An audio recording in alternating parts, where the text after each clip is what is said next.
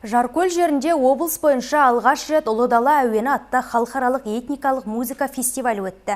Бұл байқау ұлттық өнердің мерейін үстем еткен тағылымы терең мәдени іс-шара болды.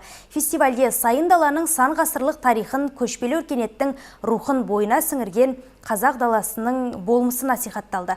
Күмбірлеген күймен әуелеген ән арқылы ұлттың болмысы, халықтың жан дүниесі ата-бабадан жеткен асыл мұра дәріптелді.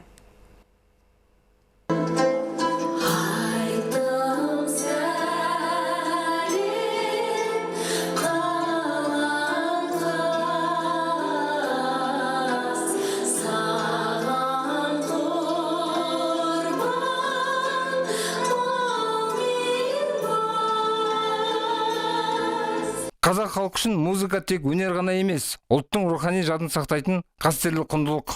Фестиваль сахнасында домбыраның қос шегінен төгілген күй тыңдарманды терең ойға жетелесе, қобыздың мұңлы үні өткен ғасырлардың сырын шерткендей әсер қалдырды. Сыбызғының саз әуені табиғатпен үндескен көшпелі өмірдің тынысын сездіріп, жетігеннің нәзік үні халқымыздың бай музыкалық мәдениетін айшықтай түсті. Өнер біздің балалық шағымыздан басталды, одан ары қарай жоғарғы оқу орнында осы өнер факультетін бітірдік, домбыра сыныбында.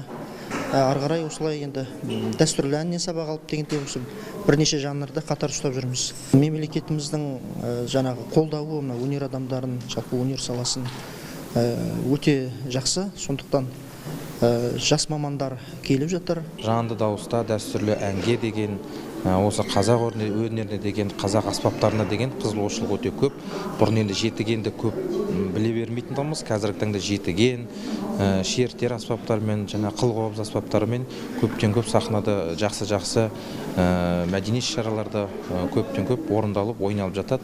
Оның өзі бір үлкен бір мәртебе, үлкен бір жетістік деп ойлаймыз. Музыка фестиваліне алыс жақын шетелдерден келген өнерпаздар қатысып, әрбір халықтың ұлттық әуендері орындалды. Бұл мәдениеттер тоғысып, достық пен рухани байланыс нығайған ерекше алаң болды. Алайда қазақтың ұлттық аспаптарынан төгілген саз өз ерекшелігімен дараланып, Ұлы Даланың рухын асқақтатты. Әсіресе домбыра үні халқымыздың еркін мінезін, кең байтақ даланың тынысын, батыр бабалардың өр рухын бейнелеп тұрды.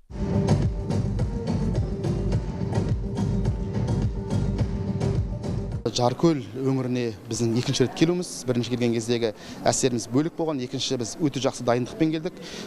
Қазақтың музыкалық аспаптарын насихаттағаннан бөлек халық арасында тарату үшін тіпті сыйға алып келген аспаптарымыз бар. Бұл біздің ұлттық дүниеміз, бұл жерде тек қана музыкалық аспаптар бағытында ғана емес, өзіміздің жеке мұражайымыз бар. Астана қаласының мәдениет басқармасының демеуімен ашылған қорымызда 1000 жарымнан астам музыкалық аспап, одан бөлек ұлттық киімімізді дәріптеу үшін тігін цехы, аспаптар жасау үшін шеберхана деген секілді қатар алынған осы жоба. Фестиваль барысында ұлттық өнердің ұрпақ тәрбиесіндегі маңызы да кеңінен көрініс тапты. Жас музыканттардың халық күйлерін шебер орындауы ата дәстүрге деген құрметтің белгісі. Бұл өнер додасы жастардың бойына ұлттық сана мен мәдени мұраға деген сүйіспеншілікті сіңіріп, төл өнердің мәңгілік екендігін дәлелдеді. Қостанай облысында деп айтуға болады, бірінші рет халықаралық деңгейде этникалық музыка байқау фестивалі өткізіліп жатыр. Бұл негізінен іс-шарамыз Қостанай облысының 90 жылдығына арналған іс-шара. Жалпы байқау фестивалімізға 8 жұп қатысамыз деп өздерінің сұраныстарын берген болатын.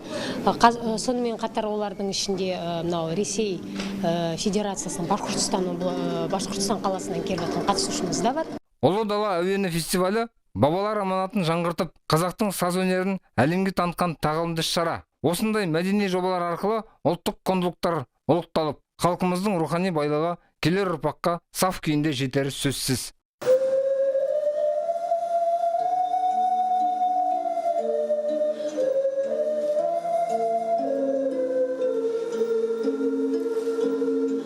Айдын Шайкенов, Диар Ахметшин, Қостанай телеарнасы.